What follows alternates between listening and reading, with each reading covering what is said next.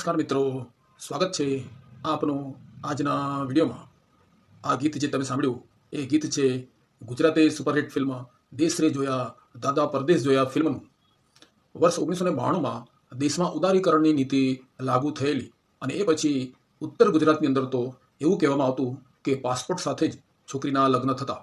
અમેરિકાથી કોઈ છોકરો આવે તેની સાથે છોકરીને પરણાવવાની તો જાણે હોડ લાગી હતી। એ સમયે દીકરીને ફોરેન પરણાવવાનો ખૂબ જ ક્રેઝ હતો, જેમાં કેટલીક દીકરીઓ હેરાન પણ થયેલી।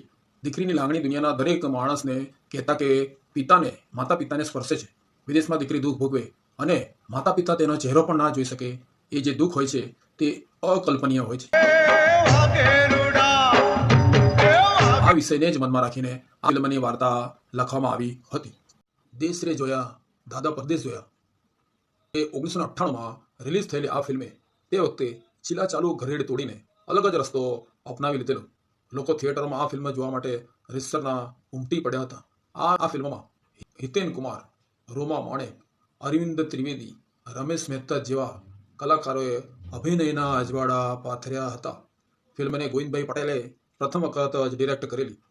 આ ફિલ્મે વર્લ્ડ વાઇડ 22 કરોડનો વકરો કર્યો હતો। મિત્રો, આપને આ વિડીયો કેવો લાગ્યો?